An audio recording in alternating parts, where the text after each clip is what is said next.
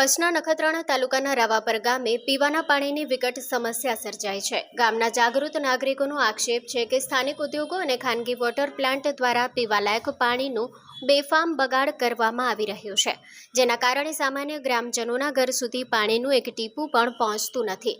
ગડાણી ફાટક સામે આવેલ પટેલ યોગેશ કરમસિંહનું મકાન રહેણાંક માટેનું હોવા છતાં ત્યાં કોમર્શિયલ બાંધકામ કરી કૃષ્ણા વોટર નામનો પાણીનો પ્લાન્ટ શરૂ કરવામાં આવ્યો હોવાની રજૂઆત કરવામાં આવી છે. આ પ્લાન્ટ જ્યારથી કાર્યરત થયો છે ત્યારથી ગડાણી ફાટક વિસ્તાર પ્રધાનમંત્રી આવાસ યોજનાના મકાનો, નવી મસ્જિદ આસપાસના 15 ઘરો અને ખાસ કરીને રવાપર કેસ ઇંગ્લિશ હાઈસ્કૂલમાં પણ પાણી પહોંચતું બંધ થઈ ગયું છે. શાળાના બાળકોને પણ પીવાના પાણી માટે વલખા મારવા પડે તેવી સ્થિતિ સર્જાઈ છે.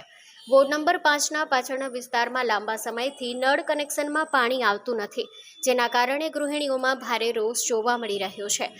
ગામના જાગૃત નાગરિકો હાસમ થોડિયા, સૈયદ અકબર શાહ, સમા અબ્દુલ કરીમ, શૈલેષ વાસાણી, રતિલાલ નાકરાણી અને અન્ય ગ્રામજનો દ્વારા આ બાબતે રવાપર ગ્રામ પંચાયત, નખત્રાણા તાલુકા પંચાયત તેમજ પાણી પુરવઠા બોર્ડને લેખિત અને મૌખિક રજૂઆતો કરવામાં આવી છે.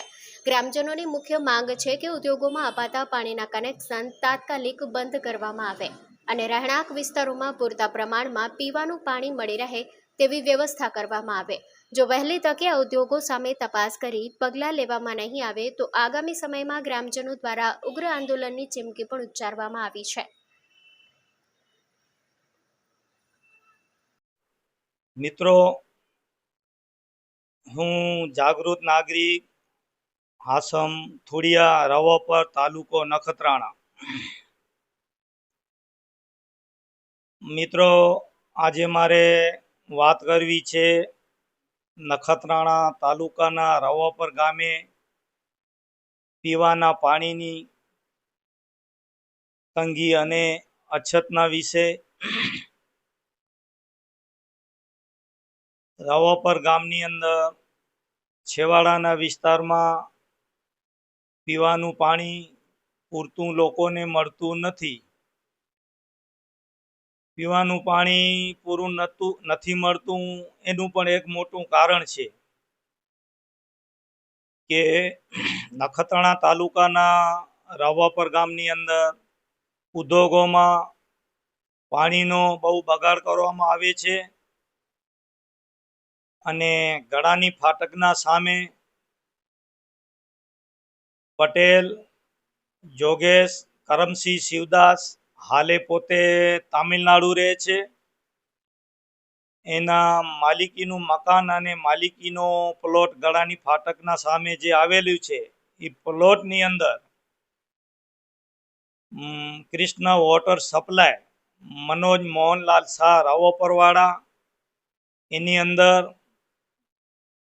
બિસ્લેરીનો પ્લાન્ટ બેસાડ્યો છે અને પીવાનું પાણી જેટલું પણ આ લાઈનની અંદર આવે છે એ પાણીનો બહુ બગાડ કરે છે અને ગ્રામ પંચાયતની લાઈનની અંદર પીવાલાયક પાણી પોતે પોતાના અંગત સ્વાર્થ માટે મનોજ મોહનલાલ શાહ ધંધો કરે છે અને ગામમાં પાછળના વિસ્તારમાં પીવાનું પાણી પણ એક ટીપું નથી પહોંચતું અને જ્યાં પાણીનો પ્લાન્ટ બેસાડવામાં આવ્યો છે અને જ્યાં તે પાણીની લાઈન પાછળના વિસ્તારમાં જાય છે કે જ્યાં અમારા ફાટક આવેલું છે ત્યાં પ્રધાનમંત્રી આવાસ યોજનાના નવા મકાન બનાવેલ છે અને કેએસ ઇંગ્લિશ પટેલ હાઈસ્કૂલની અંદર અને ગડાની ફાટક અને એના પાછળના વિસ્તારમાં નવી મસ્જિદ બનાવવામાં આવી છે. એ વિસ્તારની અંદર 12 થી 15 ઘરો આવેલા છે.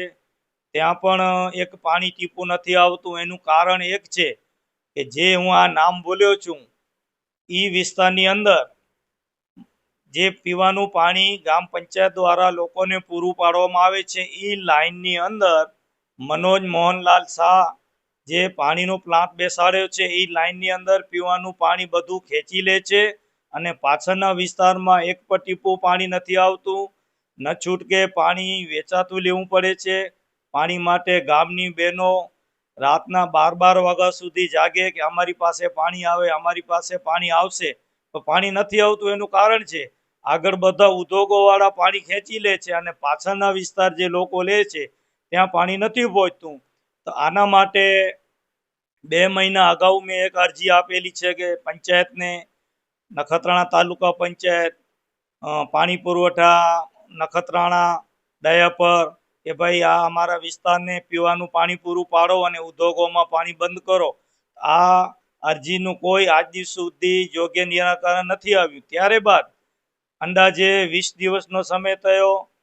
આજુબાજુના સૌ વિસ્તારના લોકો સાથે મળી એક સહીઓ કરી અને પંચાયતને અરજી દીધી છે. અને નખત્રાણા તાલુકા પંચાયત, પાણી પુરવઠા અને દયાપર પાણી પુરવઠાને લેખિત અને મૌખિતમાં રજૂઆત કરી છે કે ભાઈ અમારી લાઈનની અંદર જે મનોજ મોહનલાલ શાહ પીવાનું પાણી ખેંચે છે એનું બંધ કરાવો, અમને પીવાલાયક પાણી પૂરું પાડો. જે પીવાનું પાણી અમને મળે, જે પીવાનું પાણી અમને મળી રહ્યું છે એ લાઈનની અંદર એ બધું પાણી ખેંચી લે છે. તો આપના મીડિયાના માધ્યમથી હું તમામ કચેરીઓને જણાવું છું કે આની યોગ્ય તપાસ કરો અને પીવાનું પાણી અમને ગામ લોકોને પૂરું પાડો. અને જે પણ આ પાણીનો બગાડ થાય છે એનું બંધ કરો અને પાછળના વિસ્તારને પાણી પૂરું આપો. આ પીવાલાયક પાણી ખૂબ બગાડ થાય છે. હું કોઈનો વિરોધ નથી કરતો, હું કોઈના વિરુદ્ધ નથી બોલતો. અને હું જે આ બોલું છું અને જે આ પ્રશ્ન કર્યો છે ફક્ત ગામના લોકો માટે અને અમારા ગામના બહેનો માટે છે. એની ખાસ નોંધ લેશો. હું કોઈના વિરોધમાં નથી જતો, નથી કોઈથી વિરોધ કર્યો. આની યોગ્ય તપાસ કરો, ઉદ્યોગોમાં પાણી બંધ કરો અને પાછળના વિસ્તારને પૂરું પાણી આપો. જય હિન્દ, જય ભારત.